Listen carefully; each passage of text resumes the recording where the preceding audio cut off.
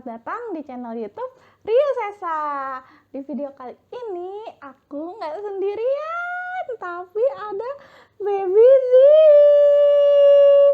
Nah, ini tuh baby aku yang kalau kalian semua udah penasaran mau lihat, ini dia Baby Z yang super lucu. Iya sih. Nah, di video kali ini aku akan cerita tentang pengalaman aku sebelum hamil dan saat aku hamil. Sekalian mungkin berbagi tips-tips yang mungkin bisa aku share buat kalian semua. Tanpa lama-lama, let's go, kita mulai videonya.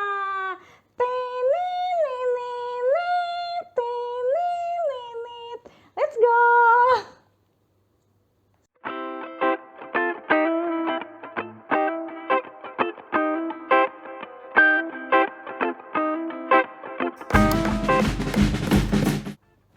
Nah, jadi aku mungkin mau cerita dulu kali ya.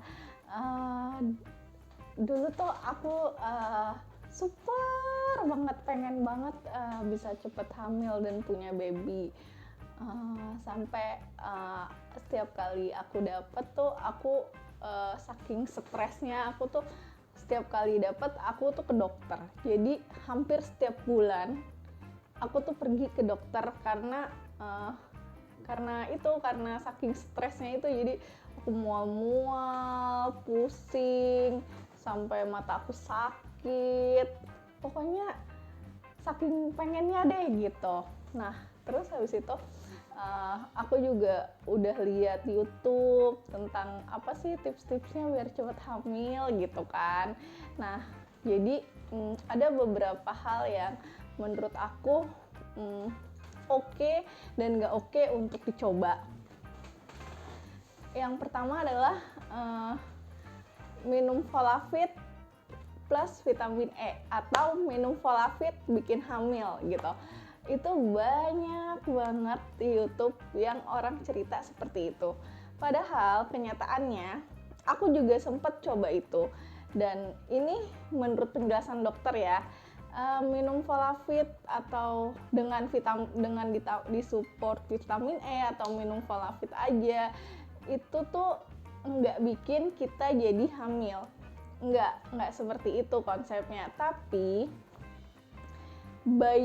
janin itu perlu banget asam folat. Nah, dan biasanya awal-awal hamil kita nggak tahu kapan kita hamil. Maksudnya kalau kita lagi hamil gitu, misal nggak juga kita tahu kita hamil dari minggu pertama kan, enggak kan. Biasanya orang tahu tuh setelah dia telat, misal udah sebulan atau lebih dia baru tahu dia hamil, sementara janin itu butuh banget sama yang namanya asam folat.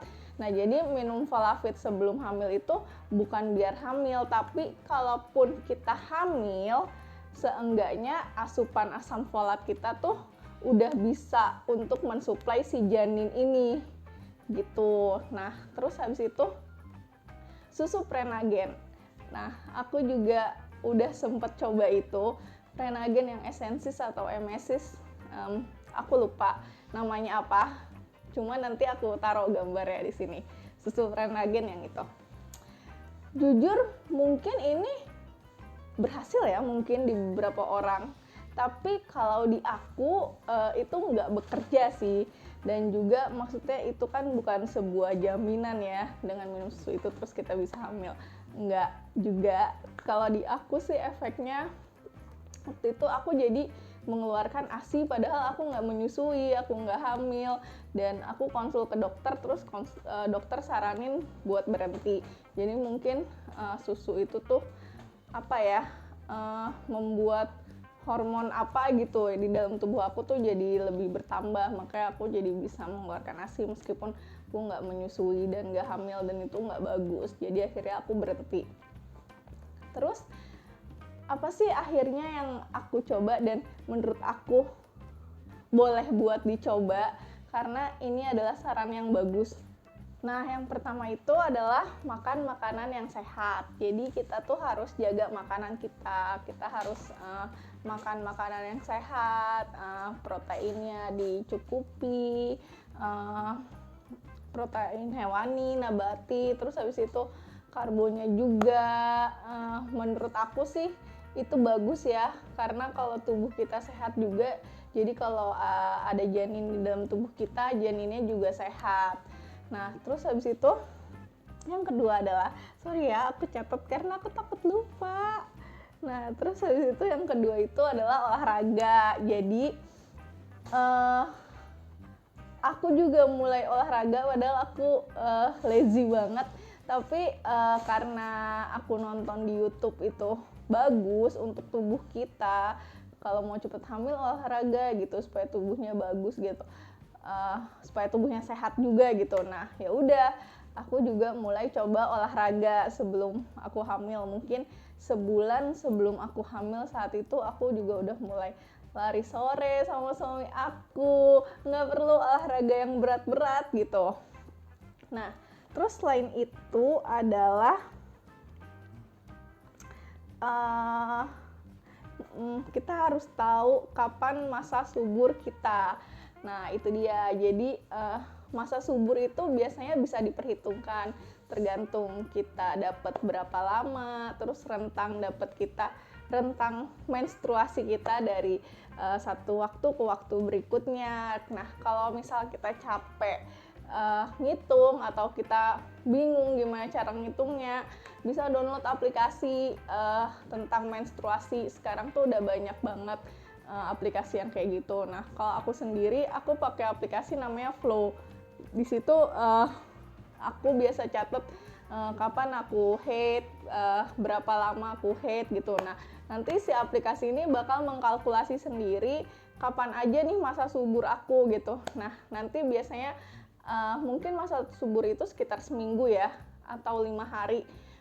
Mungkin setiap orang beda-beda kali ya kalkulasinya. Pokoknya di antara masa subur itu ada 1 hari yang akan dia tandain ini loh masa yang super subur itu. Nah, kayak gitu. Jadi itu penting sih buat kita tahu kapan masa subur kita. Mungkin kita bisa coba, bener-bener coba di masa subur itu. Nah, terus habis itu hal lainnya adalah yang sempat aku salah terapin adalah di saat masa subur itu, setiap hari itu aku tuh mencoba gitu. Padahal sebenarnya sperma itu tuh punya kualitasnya sendiri. Semakin sering dia keluar, justru itu nggak akan terlalu bagus untuk membuahi. Jadi mungkin bagusnya saat masa subur itu dijeda juga, nggak setiap hari, misal 2 hari sekali kayak gitu. Nah, selanjutnya adalah ikhlas dan berpikir positif. Kenapa aku bilang kayak gitu? Kayak yang tadi aku bilang di awal, aku tuh sebelum hamil bener-bener pengen banget hamil sampai aku tuh sering stres sendiri gitu. Nah, terus sampai akhirnya aku nonton sebuah kayak bukan workshop sih, kayak sejenis acara tentang pernikahan gitulah, dia membahas tentang pernikahan. Terus si orangnya itu bilang kayak gini, menikah itu kan antara suami dan istri, anak itu hanya bonus. Jadi kalau semisal kehidupan kita dan suami istri ini aja udah bahagia, nggak perlu lagi, maksudnya jangan mempermasalahkan lagi kita ada anak atau enggak gitu. Nah, dari situ sejak saat aku mendengar kata-kata itu, aku jadi mikir selama ini aku sama suami aku juga bahagia aja gitu maksudnya. Dan suami aku juga bukan orang yang harus pokoknya kamu harus cepet hamil gini, enggak.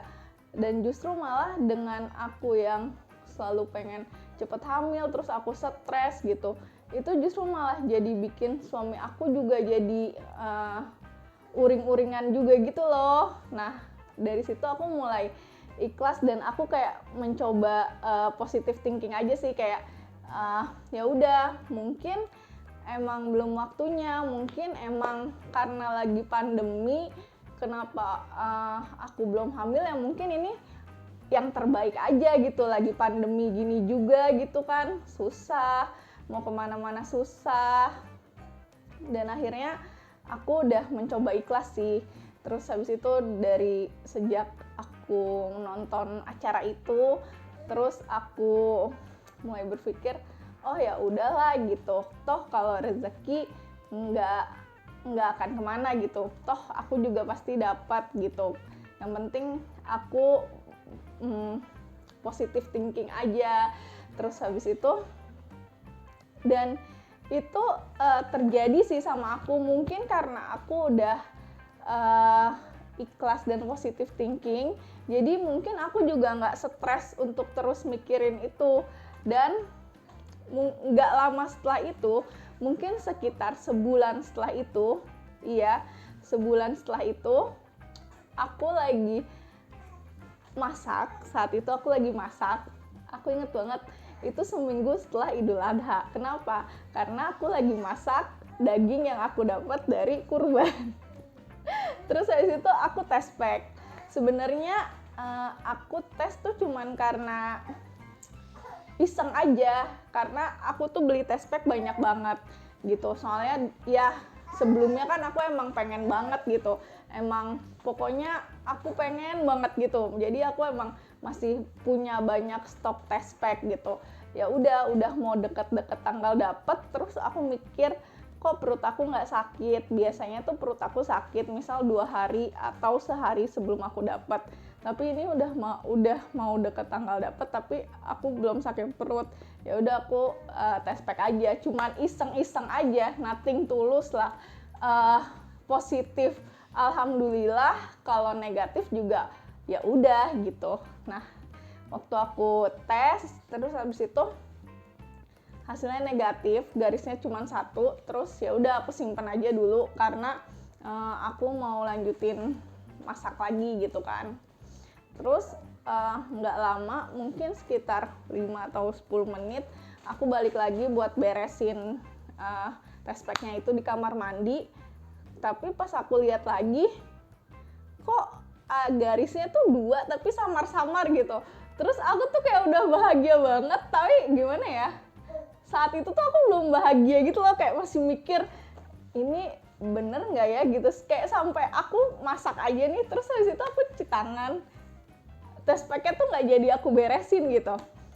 Aku sambil lanjutin cuci tangan kan, terus aku lanjutin masak lagi, terus aku mikir kan, ih bener nggak ya gitu. Terus kayak tiba-tiba air mataku netes gitu karena terharu.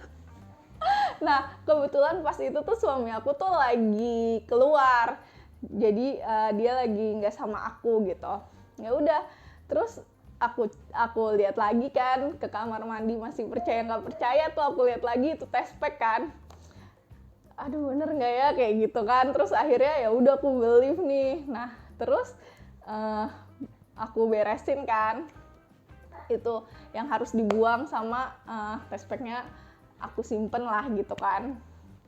Terus begitu suami aku datang, aku tunjukin. Nah ini adalah aku yang masih simpen videonya saat suami aku tahu kalau aku hamil. Hah? Abang, aku punya kejutan buat abang. Apa? Abang duduk dulu. Duduk terus. Matanya malam. Janji ya nggak boleh buka mata. Janji. Ya. Apa nih? Tangan abang mana? Tangan kanan Please abang. jangan yang aneh-aneh Enggak, lah. sumpah. Tangan kanan abang majuin ke depan. Udah please lah. Tutup ya tangannya. Coba lihat.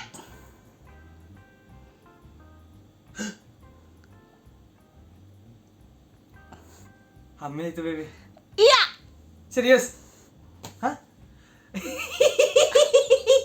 Alhamdulillah. Nah, gimana? Kalian sudah melihatnya kan? Respon suami aku, sebenarnya aku berharap dia kayak nangis-nangis gitu sih responnya. Kayak aku gitu saking terharunya, tapi mungkin dia shock juga kali ya. Nah, sekian dulu video aku kali ini. Di video berikutnya aku akan aku akan cerita tentang gimana aku selama masa kehamilan aku. Terus habis itu beberapa tips tentang kehamilan yang aku bisa share sama kalian juga. Jadi jangan lupa buat di like videonya kalau kalian suka, di komen juga di bawah. Mungkin kalian ada saran atau ide atau apa yang mau kalian tanya. Subscribe juga supaya aku makin semangat untuk bikin video-video. Pencet juga tombol loncengnya biar kalian selalu dapat notifikasi setiap kali aku update video baru. Share juga ke semua sosial media yang kalian punya, dan sampai bertemu di video berikutnya. Bye bye.